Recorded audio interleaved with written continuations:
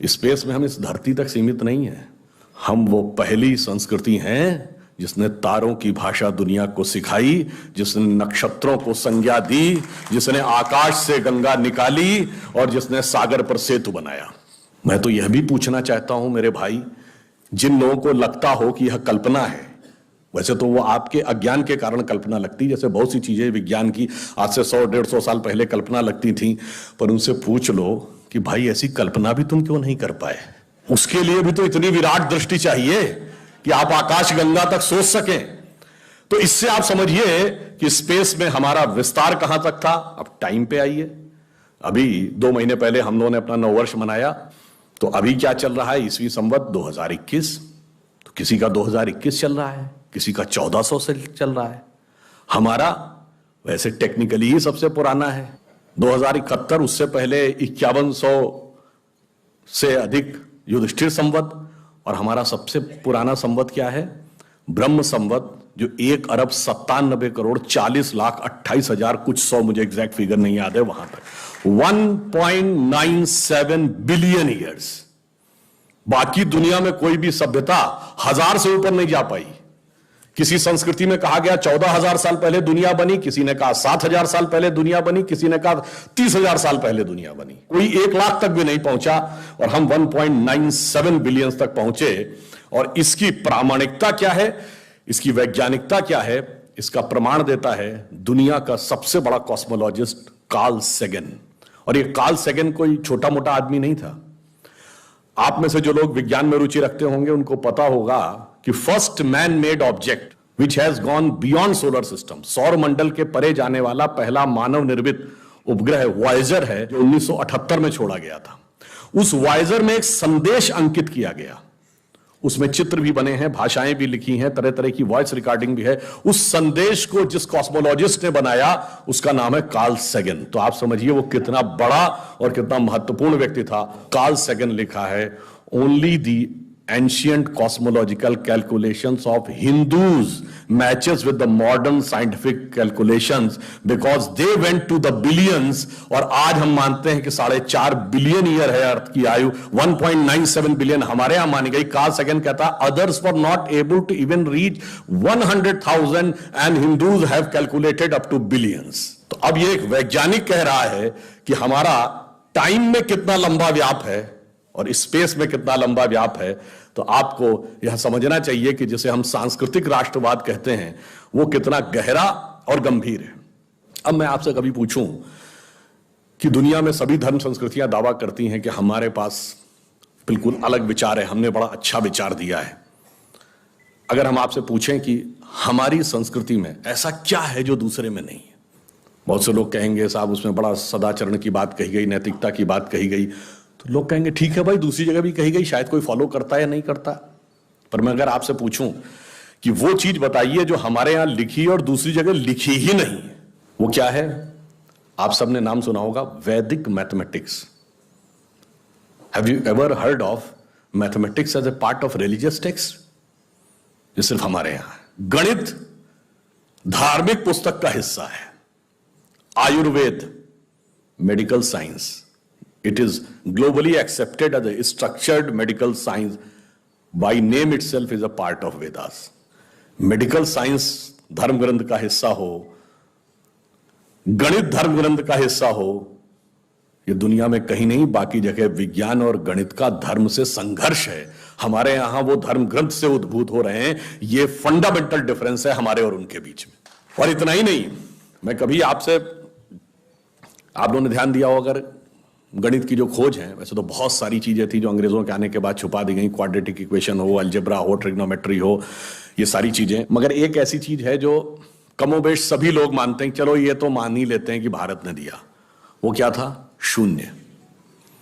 अब कहा जाता शून्य किसने दिया? आर्यभट्ट ने खोजा। अरे भाई आर्यभट्ट ने खोजा नहीं, आर्यभट्ट की किताब में पहली बार तुमको लिखा हुआ मिला। अगर आर्यभट्ट ने शून्य खोजा तो बौद्ध मत में शून्यवाद का सिद्धांत कहां से आया? वो तो आर्यभट्ट से पहले के थे। और ये बताइए कौरवों की 18 अक्षौणी सेना से लेके भगवान राम की जन्म कुंडली बन रही थी, वो बगैर शून्य के बन रही थी।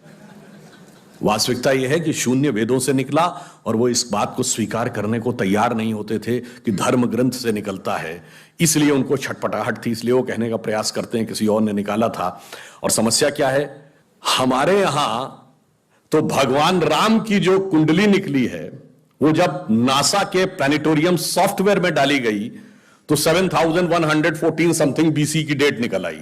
अब बताइए, वैसे तो मैं नहीं मानता कि वो डेट सही है, उसके अंदर नक्षत्रों का कैलकुलेशन किया जाए तो बहुत पीछे आएगा, परंतु बताइए उन लोगों ने हमको समझा दिया कि हम अवैज्ञानिक हैं और हम अंधविश्वासी हैं, जिनमें किसी एक के यहां लिखा है कि धरती चपटी है और एक के में लिखा धरती के चारों तरफ सूरज घूमता है। और ऐसे महान ज्ञानदेव पाड़े लोगों ने हम लोगों को समझा दिया कि हम अनसाइंटिफिक थे और धरती को चपटी और धरती को इस सौरमंडल का केंद्र कहने वाले लोग वैज्ञानिक थे। आज भी जब सूर्य ग्रहण या चंद्र ग्रहण होता है, आप नासा की ऑब्जर्वेटरी बताती है ना, 1950 से पहले नासा नहीं था। आप जाके पूछिए, गांव में कोने में बैठे हुए किसी पंडित से कहिए, पंडित जी पंचांग में देख के बताओ सूर्य ग्रहण कब है, और जो वो हमारा पंचांग बताता है और जो नासा की ऑब्जर्वेटरी बताती है, कभी उसमें दिन तो छोड़िए घंटे और मिनट का भी अंतर देखा है? हमारा तो कैलकुलेशन 5500 साल से एज इट इज चला रहा है, और उसके बाद उन्होंने हमें बताया कि हम अवैज्ञानिक हैं। आज भी आप बताइए, उत्तर भारत में उतना नहीं दिखता, दक्षिण भारत के मंदिरों में जाइए, नवग्रह बने हैं तो सूर्य केंद्र में है कि धरती केंद्र में है? सूर्य के 7 किरणें होती हैं, 7 घोड़े सूर्य के बने कि नहीं मंदिरों में? अब बताइए, ऐसा हमारे दिमागों में भर दिया जाता है। हम लोगों ने भी विज्ञान में पढ़ा कि सबसे पहले 9 ग्रहों की खोज किसने की? केपलर ने, Kepler's law of planetary motion. हम सब ने, जिसने फिजिक्स पढ़ी होगी 10वीं 11वीं 12वीं में, कभी न कभी Kepler's law of planetary motion पढ़े होंगे कि केपलर ने सबसे पहले बताया कि 9 ग्रह होते हैं। अब ये बताइए, इधर जब हम पूजा करते हैं तो पंडित जी हाथ में जल ले क्या बोलते हैं? ब्रह्मा मुरारी त्रिपुरांतकारी भानु शशि भूमि सुतो बुधश्च और गुरुश्च शुक्र शनि राहु केतु सर्वे ग्रहा शांति करो भवन्तु। अब ये 9 ग्रहों के नाम केपलर बताए थे कि पंडित जी बताए हैं, और हजारों साल से बता रहे हैं। और उसमें मजे की बात यह है कि मंगल के लिए भूमि सुत यानी भूमि का बेटा, धरती का बेटा शब्द है।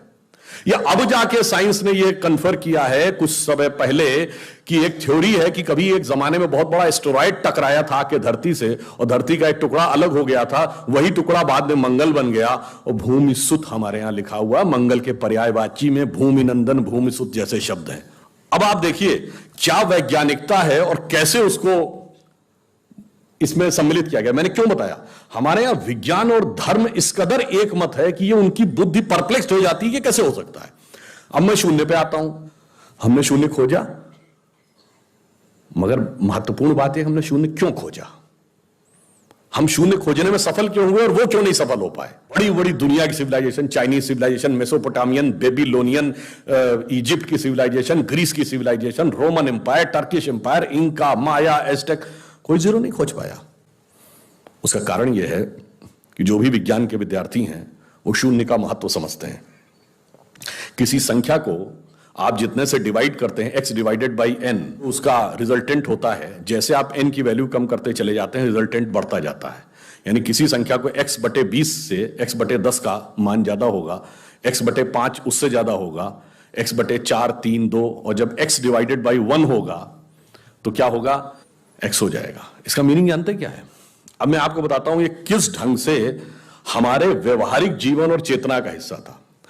आप लोग कभी ये सोचिए कि आपको जीवन में क्या अच्छा लगता है और अच्छा लगना क्या है। मैं बिल्कुल साइंटिफिक एक्सप्लेनेशन की बात कर रहा हूं। Happiness is considered to be an energised state of mind. जब आप खुश होते हैं तो आप ऊर्जा महसूस करते हैं अपने मन में, मस्तिष्क में। अब आपने माना मुझे अमुक गाड़ी से घूमना अच्छा लगता है, अमुक कपड़ा पहनना अच्छा लगता है, अमुक चीज खाना अच्छा लगता है, फला मोबाइल मिल जाए अच्छा, फला जगह घूमने को मिल जाए, से 20 थिंग्स। तो your energised state of mind is associated with 20 things. वो इंटेंगल्ड हो गई है 20 जगह। अब आप अपने मन में सुख के लिए उन 20 वस्तुओं पे आश्रित हैं, तो x डिवाइडेड बाई 20 है। अब मान लीजिए आपने आत्म संयम किया और 5 चीजों से अपना मन हटा लिया, तो x डिवाइडेड बाई 15 हो गया, नेट रिजल्टेंट बढ़ गया। क्यों? वो ऊर्जा जो उन 5 पदार्थों के साथ संलिप्त थी वो आपने बचा ली, तो वो आपके अंदर रह गई, तो by law of conservation of energy आपका एनर्जी लेवल बढ़ गया। जब आप x/10 पे आ गए, एनर्जी लेवल और बढ़ गया, और संयम किया 5 चीजों पे आ गए, एनर्जी लेवल और बढ़ गया। अब इसके आगे की यात्रा जो 5 चीजें हैं, उसके आगे की यात्रा x/5 के ऊपर की यात्रा थोड़ी कठिन चुनौतीपूर्ण है, ये सिर्फ सन्यासी कर पाते हो। 5 चीजें क्या हैं? भोजन, वस्त्र, आवास, श्वास और ईगो, अस्तित्व। तो सबसे पहले क्या छोड़ते हैं? आवास। कहते हैं ना कि करतुल भिक्षा तरतुल वास। अब सन्यासी का कोई घर नहीं होता, तो x/4 हो गया, independent of house, no need. फिर क्या आता है? वस्त्र छोड़ते हैं, नागा साधु या दिगंबर जैन। अब चेतना उस अवस्था तक पहुंच गई जहां दिशा ही आपको अपना वस्त्र नजर आने लगती है, x/3 हो गया। अब भोजन, अब कॉन्शियसनेस उस लेवल पे पहुंचती है जहां पर उसको ऊर्जा लेने के लिए पदार्थ की जरूरत नहीं है, वो सीधे कॉस्मिक एंगल से एनर्जी ले सकती है। जैसे आपने सुना होगा, बहुत से ऐसे महात्मा होते हैं महीनों महीनों तक नहीं खाते। वो एक स्टेज आती है जब आप उस अवस्था में पहुंच जाते हैं कि आप सीधे कॉस्मिक एनर्जी को ग्रहण करने की स्थिति में आ जाते हैं, आपको मटेरियल एनर्जी की जरूरत नहीं। तो x/2 हो गया। अब है श्वास एंड योर एग्जिस्टेंस। जब तक मेरी सांस चल रही है तब तक मैं हूं, पर जिस क्षण आप श्वास को भी नियंत्रण करने की क्षमता प्राप्त कर लेते हैं, your consciousness become independent of your breathing. मैं चाहूंगा तो मेरी सांस चलेगी, जब नहीं चाहूंगा तो सांस नहीं चलेगी, फिर चाहूंगा तो सांस चलने लगेगी। यह अवस्था होती है समाधि की अवस्था। तो आप x/1, तो x/1 is equal to x। अब आपने आत्म स्वरूप का साक्षात्कार कर लिया, परंतु एक चीज रह गई, मेरा एग्जिस्टेंस, मैं एक एंटिटी हूं, मैं एक व्यक्ति हूं, मैं एक पुरुष हूं, मेरा नाम है, वो तो है ना। जिस क्षण आप अपने कॉन्शियसनेस को अपने एग्जिस्टेंस से इंडिपेंडेंट कर लेते हैं, तो n की वैल्यू क्या हो गई? 0। तो x/0 is equal to infinity. तो अनंत की यात्रा शून्य से होकर जाती है, और हम अनंत खोज रहे थे, इसलिए हम शून्य को खोजने में सफल हुए। यह मूल कारण है कि हम भारतीय शून्य को क्यों खोज पाए।